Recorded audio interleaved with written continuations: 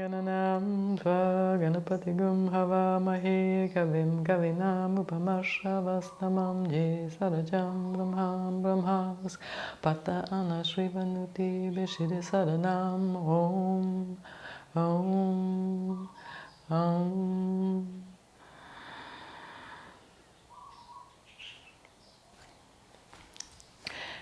Hello. Today we're going to continue working with Ajna Chakra, and in particular with methods that integrate the other chakras that we've been working with for the last 6 months. And we'll do one new tantric lineage meditation, but the main thing that I am seeking today is a change in the way that we think about the sixth chakra. I think for most of the decades that I've been practicing, I've thought of it as an abstract or an allegory. And today what I'd like to propose is thinking of it in terms of an actual sensory sixth sense. So here's an idea. If for your entire life you had your ears plugged, the parts of your brain that processed sound, the organs that actually picked up sound, none of them would have developed to the same extent that they did. There are other species in nature that have different senses than the 5 senses that we have. One of my favorites is dolphins that have a big pool of oil in their forehead, and the vibrations from sonar alter that oil base. So here's my idea. What if the pineal gland and the concepts around Ajna Chakra are literally another sensory organ that we can work on to develop? And that just like all of the, well, like many of the other sensory organs, it picks up on electromagnetic frequencies that we just don't normally pick up on. So let's think about it in terms of that today, of actively working on a sixth sense in the literal sense. All right, so you know the routine. Set yourself up so that you feel strong, content, able to face anything with equanimity. And for me, a lot of that has to do with feeling the connection to the ground, feeling that connection in my lower body. You might even work with the light mulband to help to create that sense.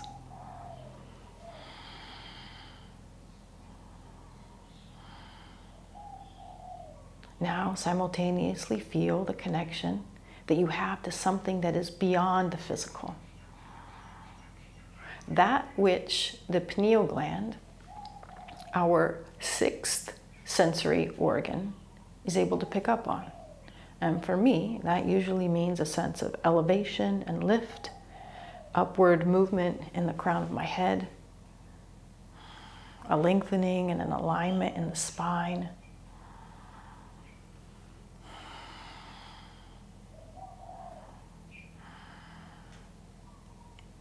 And then one of the qualities of working from Ajna Chakra is the ability to feel like you are witnessing or observing instead of being embroiled and enmeshed in the machinations of life.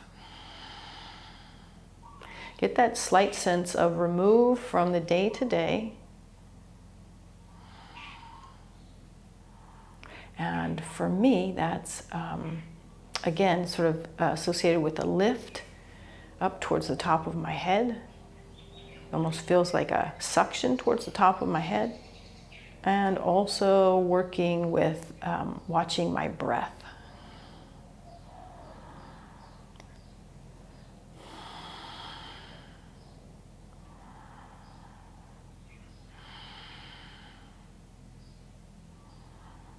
to the extent that I can notice, be aware, pay attention to my breath without my mind jumping in and doing its usual routines. That is that observational mind of the sixth sense. Okay, let's do the Adi mantra now to tune in. We'll take a deep inhale together and chant. Om Namo Guru Deva Namo. Om Namo Guru Deva Namo.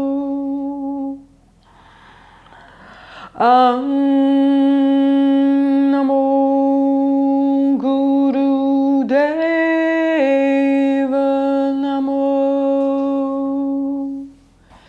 And work with the muscles in the base of the body. Draw them towards a midpoint and then deeper up into your body.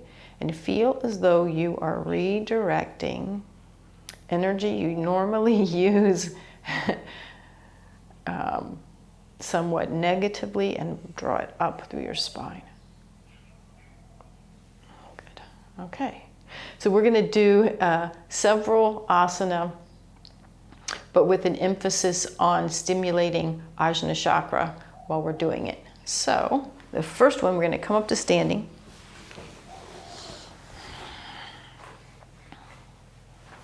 You're going to put your thumbs inside your hands, inside your fists, and squish your thumb a little bit.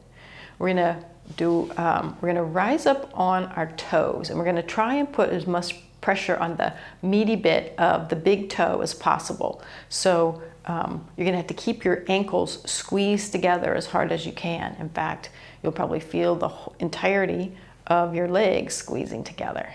Get up onto those big toes. Do your best to align your weight so that your big toes feel the most weight bearing. All right, good. Now you're going to have to use your eyes and your focus to help you keep your balance here. You might also notice that working with Mul Bandh will help you to feel more stable here. Great. So find a spot directly in front of you that you can gaze at, and find that gazing helps you with your stability. Maybe even go back and forth between Mul Bandh or Muladhara, the first chakra, and the spot between your eyebrows. Notice how awareness and working with those two help to increase your sense of stability. So this is going to be a gazing, open-eyed posture. Now, if you can start to draw the chin, nose, gaze upwards. Find a new spot to gaze at. Thanks.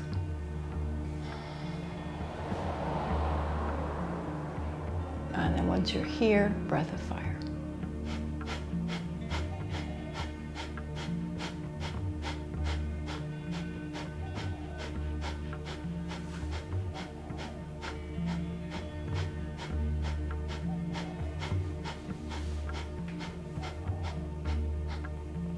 You're going to minimize your blinking.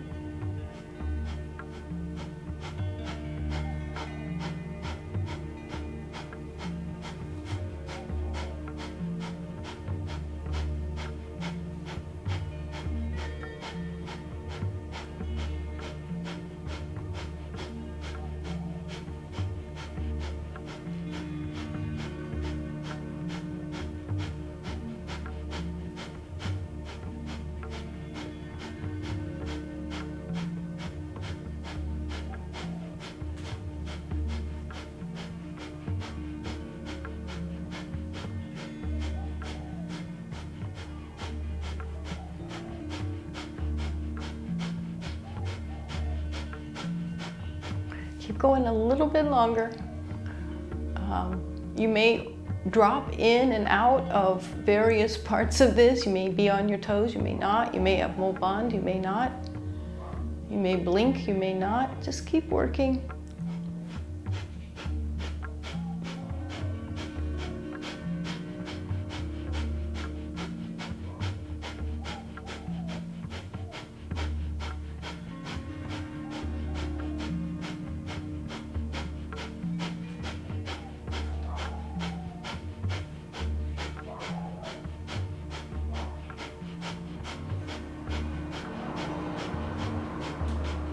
Great, deep inhale. You can close the eyes, bring your head to neutral. One more deep inhale. Squeeze Mulband, flat back down on the floor. And then take your neck and chin into Jalandhara Bandha. So lift your chest as much as you can. Feel like your elbows are squeezing towards each other. Chin is dropping down, but also pulling back. When you need to breathe, go ahead and relax. Take a standing position for doing Mahabandha. Deep inhale. And then as you exhale, engage root lock. Feel as though you are redirecting energy into the spinal column. Feel the squeeze at the low belly. Feel the squeeze at the navel. Squeeze all the air out.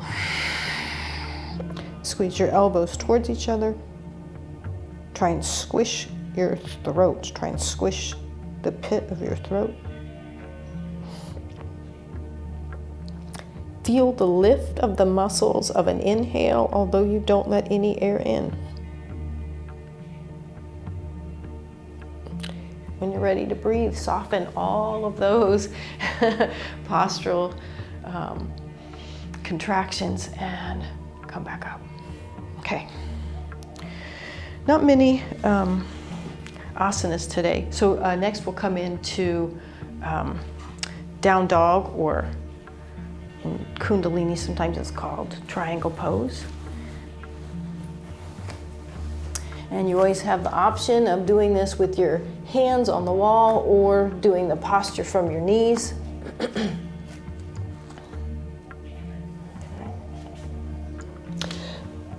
So coming into the posture,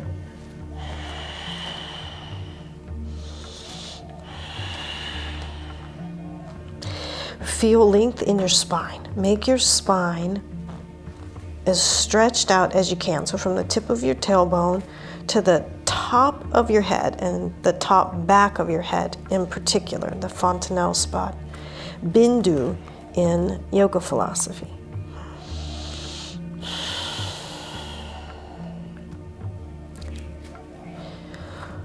When you exhale, see what it feels like to squeeze Mulband, and feel like being in this inverted position makes it a little bit easier for energy to move through the spine up to the center of the head. You know the techniques of Jalandhara Bandha. Get your neck and chest and chin and head aligned so that you feel like you're in a light Jalandhara Bandha.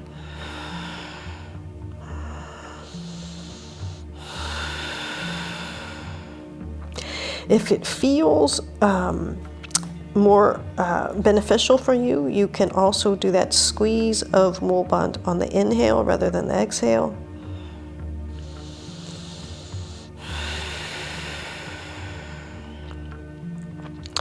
Now in this position, we're going to use Kachori Mudra, where you take your tongue all the way up and back, pressing into the soft palate.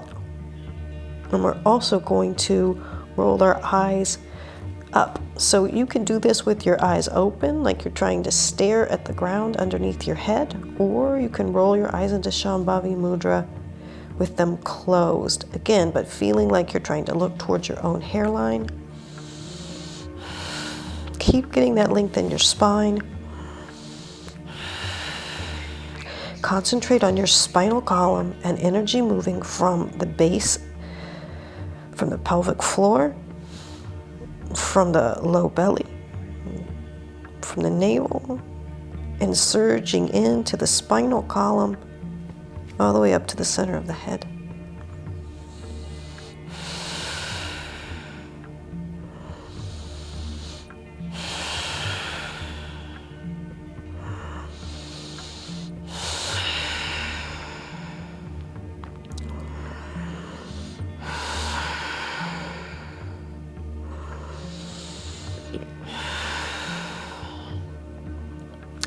One nice thing about this inverted position is that if you just let your head go with gravity, it comes to a Jalandhara type position naturally.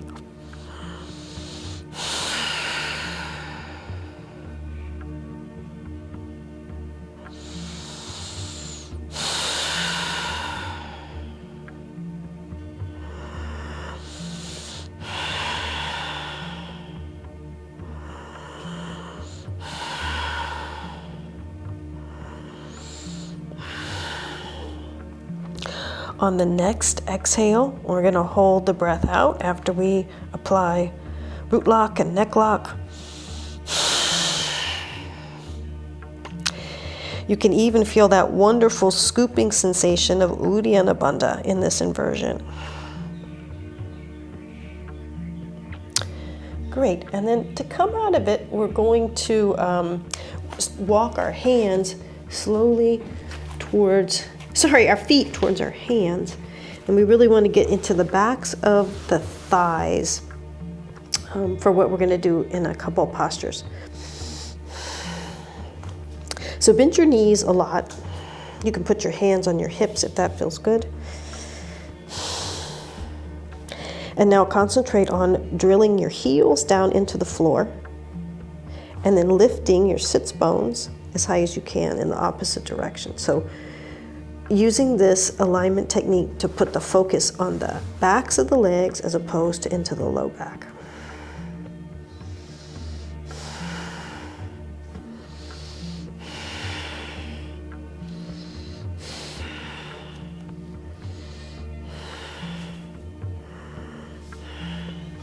Great, and then bend the knees a lot. Come down onto your knees. Let your blood pressure normalize.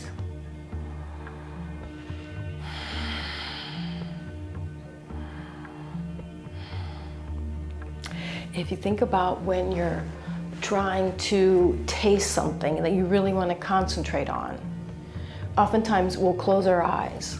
And if you think about it, you're also not simultaneously touching or using any of the other sense organs. So when we're really trying to focus on a particular sense, we automatically reduce the stimulation from the other senses. So when working with Ajna Chakra, with that sixth sense, the more you're able to calm the stimulation of the other sensory input, the more you're going to be able to tap into what you're getting from that other sense organ. All right, now let's come onto our bellies.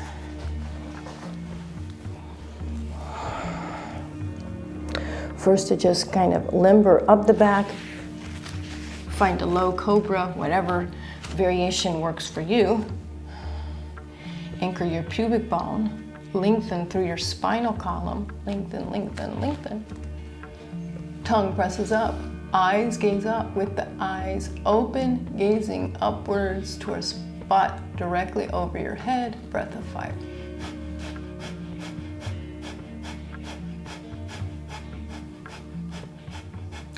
Keep Mulband in this position so that you feel like your navel is drawing back towards the spine and you've got some length maintained in your low back.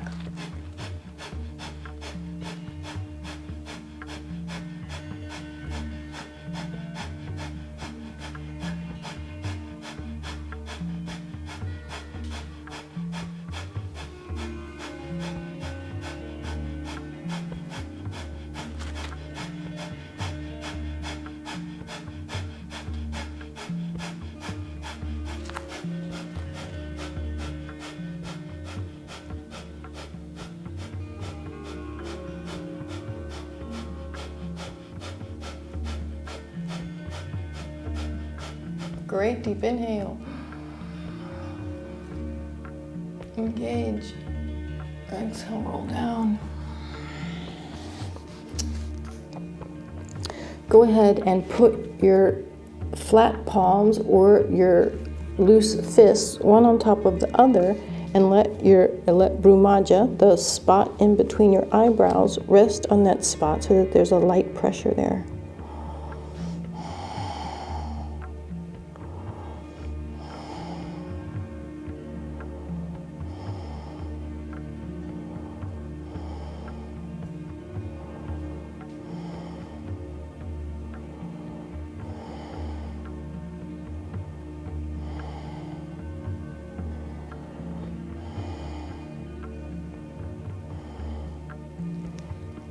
And then let your head separate your hand. Oh no, wait, we're going to do one more in this position.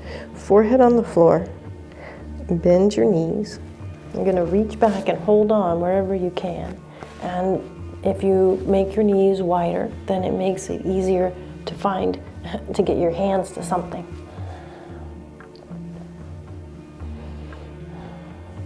Work with Mulban so that you feel an underneath scooping in your pelvis. And then to the extent that you're able, lift some or all of your body so that you're balanced on your navel point. Engage the tongue mudra. Eyes roll up, gaze up, and breath of fire.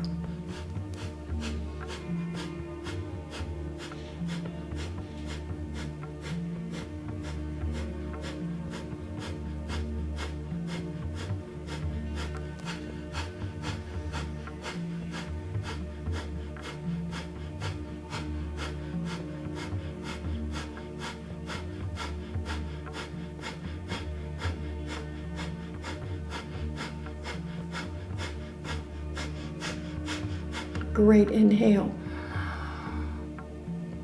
And exhale, roll down.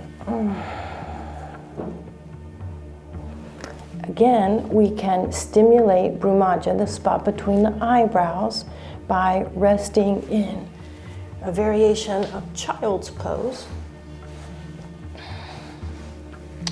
where your forehead, especially the lower brow, is in contact with the ground.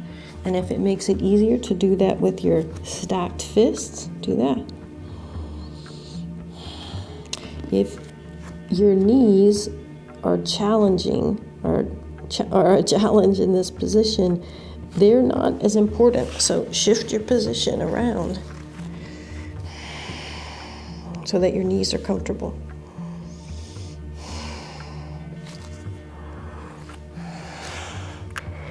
If it works for your neck, you can lengthen your arms alongside your head.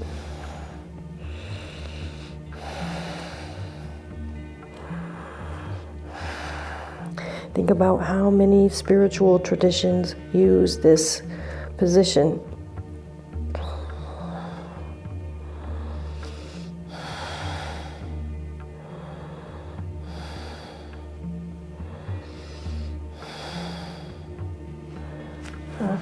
Good. Okay. Let's roll up out of that. Just a couple more. So as you have probably noticed, we're using the eye mudras, an eye mudra, and gazing in particular ways to help stimulate the pineal gland as we move through yoga postures that may be pretty, regular, not particularly esoteric ones. Okay, so we'll do stretch pose next. And stretch pose is usually done with the eyes open, gazing towards the big toes. Find however you're going to be able to do that today. If you want to put your hands underneath your hips for a little more support of the low back, do that. And then lift up. Eyes and big toenails are on the same level, gazing towards them. Steady gaze, breath of fire.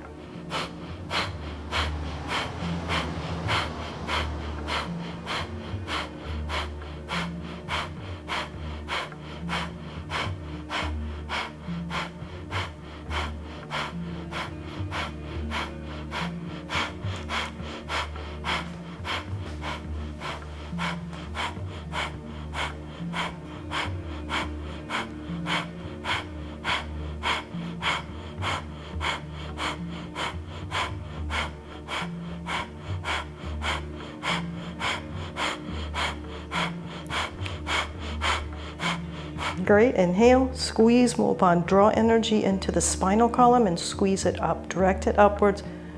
Good. Relax down.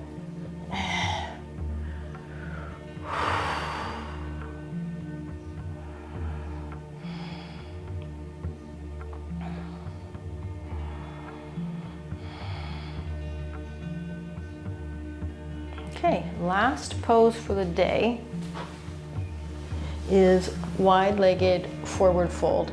So we've done, this will be the second inversion type posture that we're doing. Anything that increases blood flow to your brain and to the pineal gland is great. One of the interesting aspects of the pineal gland is that it is not subject to the blood-brain barrier that most of the rest of the brain is, so that the secretions, the endocrine secretions produced by it are dumped directly into the cerebrospinal fluid and get into the body quickly. Forgot what I'm doing here. Oh yeah, so we're gonna do wide leg forward fold, and I'll show you an option against the wall, and then I'm gonna move back to the middle of the room. All right, so wide-legged. And if this is not your easiest thing to do, you can use the wall to help you come into it. So get your shoulders into the wall, back of your head against the wall, and this can help you to support you and also to line up your spine. And we're going to be here for a few minutes. So if you're feeling strain or discomfort, then you might even want to have a block or a book or a pillow underneath your head so that you don't feel like you're straining to stay there. If you are pretty good about doing that pose in the middle of the room, we'll do that.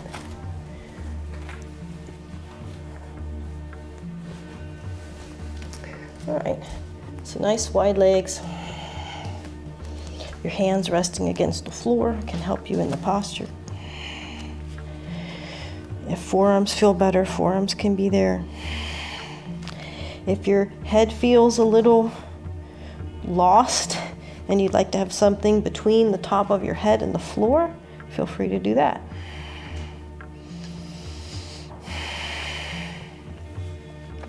And then for those of you who do headstand, unassisted in the middle of the room, go ahead and get your head as close in between your feet as it will go.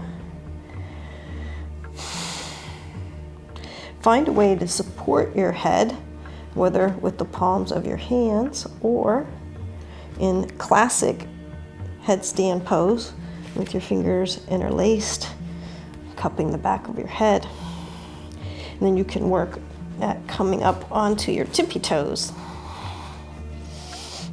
so that you've got a more direct straight up and down from the tip of the tailbone to the top of your head. And then if it's appropriate, you can come straight from there into an inversion.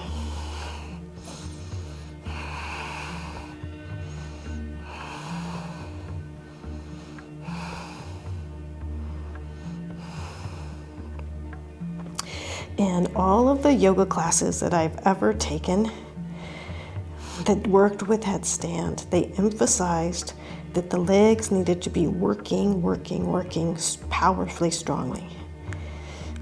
In the Bihar school, they emphasize that while your legs should be straight and together, the muscles should be relaxed to let the blood flow out of them, and that contracted muscles may constrict the blood flow. So I'll let you choose for yourself.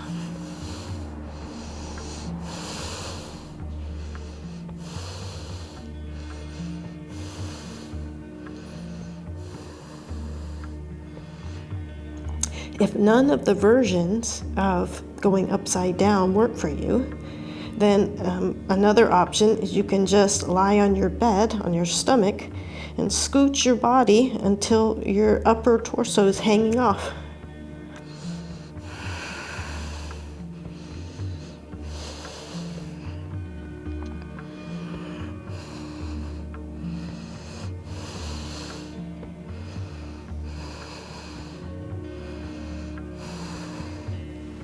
All right, and then we're gonna come out of that.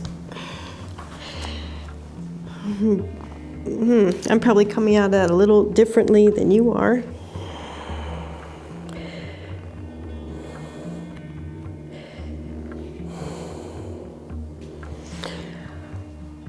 So whether you come down to your knees or whether you're standing upright, go ahead and bend, go ahead and start to roll your spine all the way up.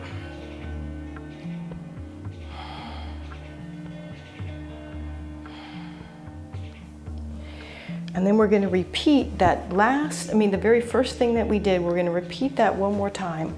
We're going to gaze at something. If you need to use a wall for balance, do so.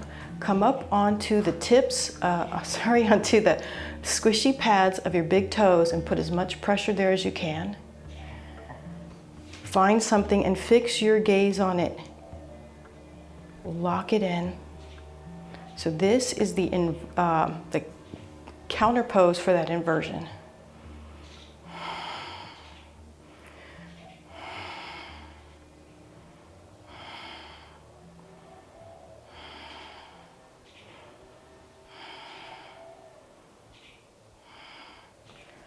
Fantastic, all right. Time to relax on your back. Or if you prefer to meditate at this point, sit and meditate. We'll have a few minutes of gong relaxation.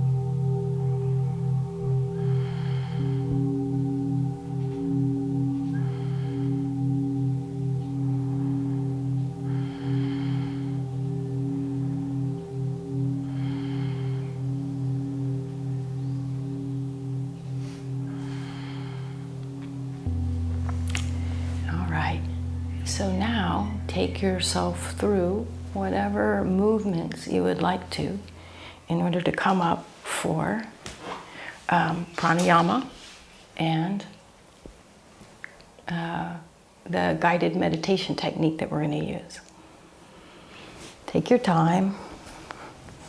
Do whatever you need to do so that once you're seated, you feel still, going back to that place of being content. And in that contentment, then we're able to disregard the normal stimulation to the other senses and focus on that sixth sense.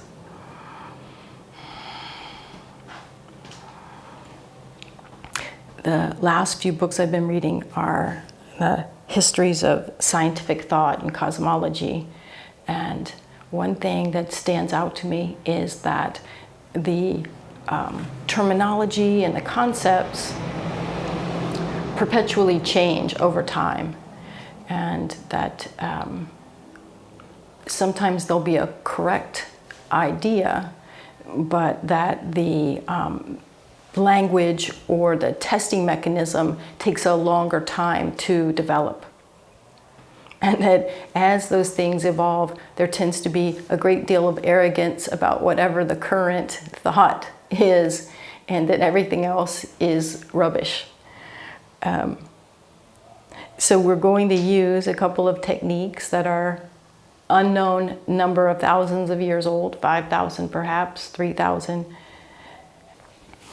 All right, so making sure you're back to that contented seat, way to sit so that you are not distracted by the any discomfort in your body, that you're able to still and quiet the other senses. First, we'll work with an alternate nostril breathing technique that we've done in the past. And you do not use your hands. You use the focus of your mind to feel breath in the nostrils. And so we start inhaling through the left nostril up to Brahmaja, up to the spot between your eyebrows. And then you exhale from Brahmaja out the right nostril. Inhale right. And exhale left. Inhale left. And exhale right. Inhale right. And exhale left. And great, keep going just like that.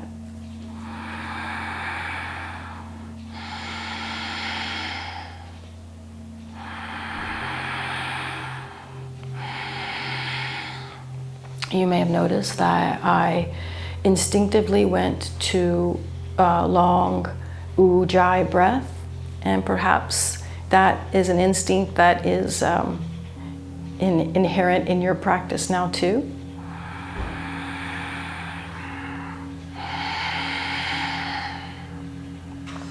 Taking the tongue towards the roof of the mouth and as far up and back as you can towards the soft palate may also be something that you automatically kick into anytime you go to alternate nostril breathing.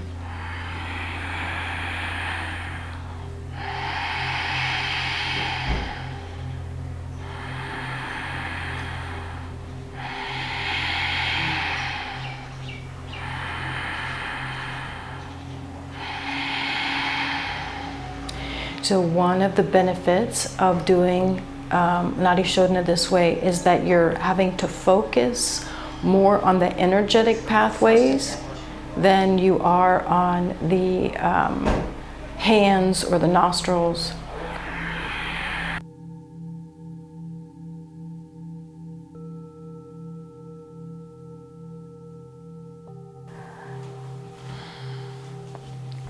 As you continue with the practice, feel the breath move a bit outside the nostrils. Feel the energy channel extend beyond the nostril by an inch or so.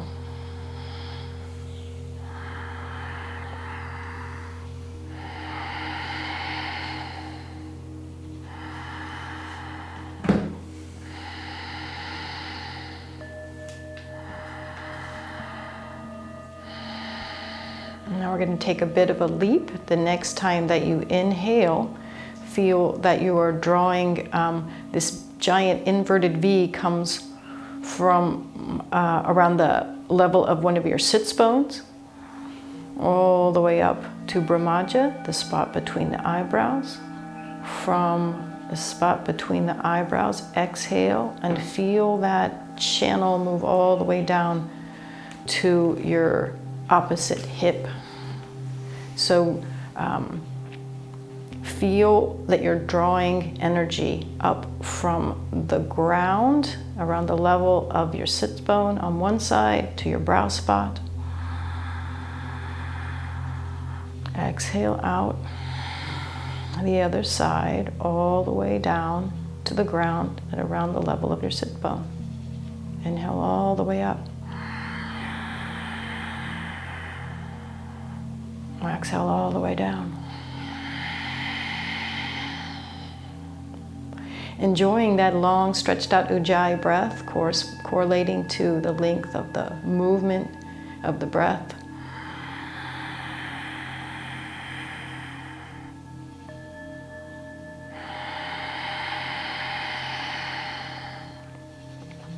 It's nice to pull the eyes into Shambhavi Mudra as you reach the peak of each inhale.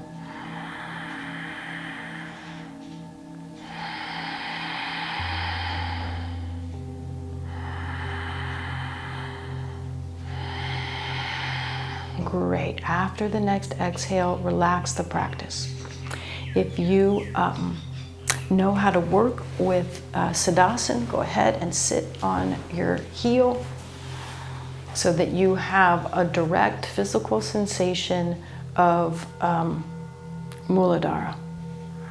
You can let your thumb and fingertip, index finger and thumb tips touch, but let your hands stay as relaxed as possible, the minimum amount of effort for those two finger pads to touch. Take your attention down to Muladhara, to the spot where your heel is pressing.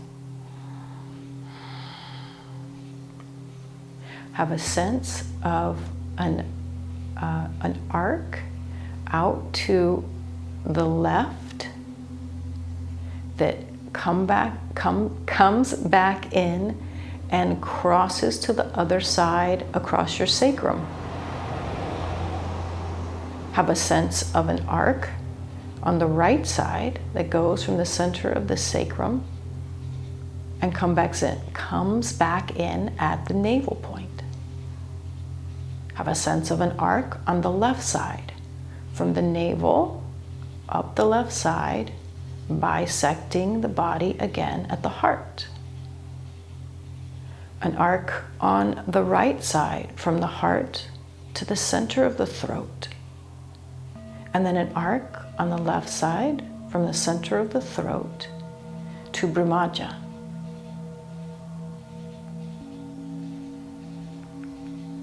At Brahmaja, see if you can have a visual representation of that spot.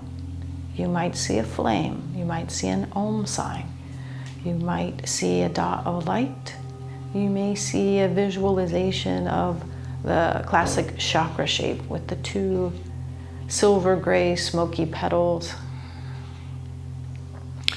From Brahmaja,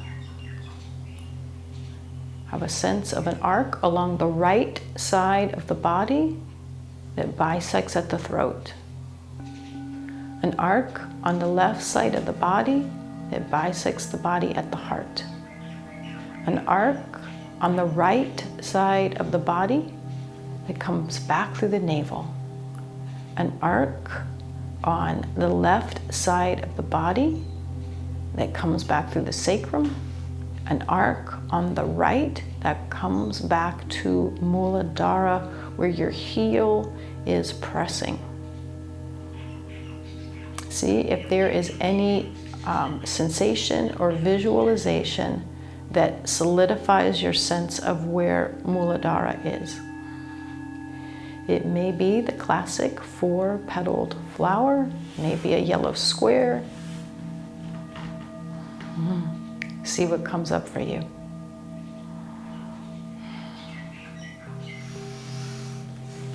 from Muladhara, from where the heel is pressing into the pelvis. Arc on the right side of the body, bisect at the sacrum. Arc on the left side of the body, bisect at the navel. Right side, come back through the heart. Left side, come back through the throat. Right side, come back to Brahmaja. From Brahmaja, arc on the left, go through the throat. Arc on the right, go through the heart. Arc through the left, go through the navel. Arc on the right, go through the sacrum. Arc on the left, come back to Muladhara. So as you can see, we're tracing through the nadis, alternating back and forth, side to side. Let's do that one more time. I'm simply going to say left and right for which side this curving arc is at, and I'll use the English terminology for each of the chakras as we go up and down. Muladhara, left, sacrum, right side, navel, left side, heart, right side, throat, left side, come to Ajna Chakra. See if there's a visualization you can work with here. From Ajna, go down the right side to the throat, left side to the heart, right side to the navel, left side to the sacrum, right side to Muladhara. See if there's a visualization that presents itself. Left side to the sacrum, right side to the sacrum, left side to the navel, right side to the heart, left side to the throat, right side to Ajna, left side to the throat, right side to the heart, left side to the navel, right side to the sacrum, left side to Muladhara. Great. So going up one side, down the other, up the other side, down the first is one round. I'm going to do one more, we'll do a couple more rounds. I'll talk you through it and see if you can do each passageway on a single, slow, steady inhale. Here we go. Muladhara, left, sacrum, right, navel, left, heart, right, throat, left, Brahmaja. On an exhale, from Brahmaja, on the right to the throat, left to the heart, right to the navel, left to the sacrum, right back to Muladhara.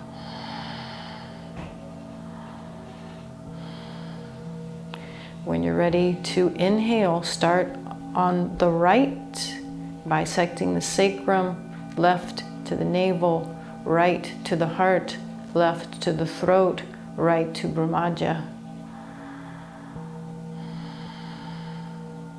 On an exhale, from Ajna, down the left side to the throat, right side to the heart, left side to the navel, right side to the sacrum, left side to the first chakra. Great. As you sit quietly, perhaps you have a strong sense of those energy channels, perhaps you have visualizations of those channels.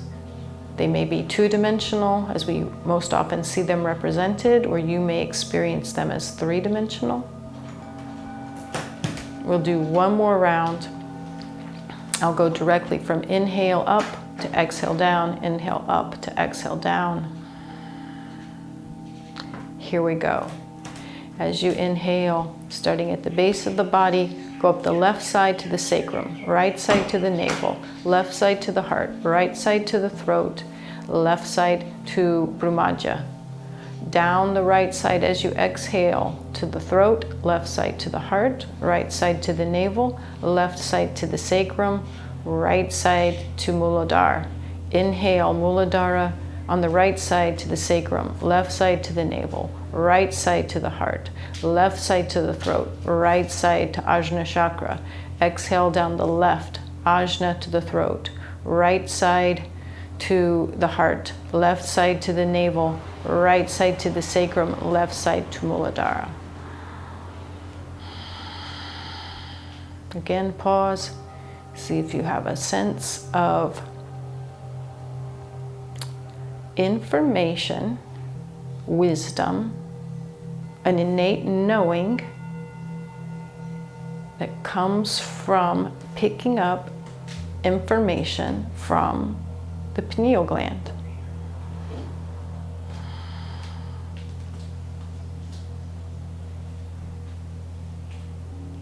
Great. Let's give our legs a little break. The last thing that we're going to do is just a little bit of Satkriya. And again, with the difference here being our belief system about what's happening. So if your knees have the wherewithal to sit on your heels, choose that. Otherwise, choose something else that works for you.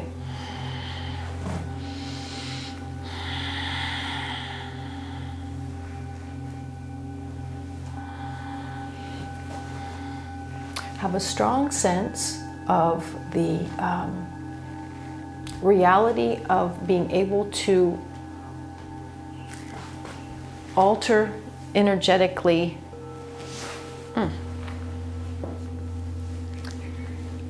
what's going on in your psyche, what's going on in your physical body.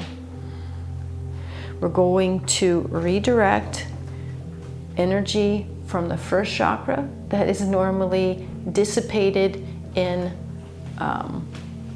being afraid, being worried. We're going to access energy from the second chakra that is all of our desires that we think we need in order to be happy. We're going to redirect energy from the third chakra and our concerns about not being good enough in some way or another. We're going to literally unplug the resources that we use to keep those ideas, beliefs, and physical manifestations alive, and reuse that to move energy up the spine. So the sixth chakra is the next step in human evolution. The pineal gland as a sensory organ is accessible to us as a way to, as individuals and perhaps as a human collective, make human evolution faster. Okay, all right. So you guys are all probably very familiar with Satkriya. Interlace the fingers, index fingers up.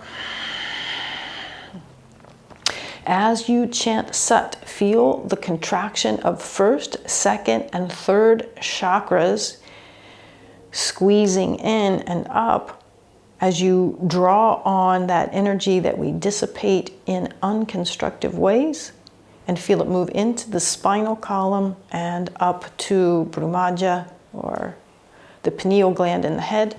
So your gaze is going to be to the brow point. As you chant Nam, you can just release some of that as you prepare for the next phase. Here we go, a deep inhale to start. Sut, Nam, Sut, Nam, Sut, Nam, Sut, Nam, Sut, Nam, Sut, Nam, Sut, Nam, Sut, Nam, Sut, Nam, Sut, Nam, Sut, Nam, Sut, Nam, Sut, Nam, Sut, Nam, Sut, Nam, Sut, Nam, Sut, Nam, Sut.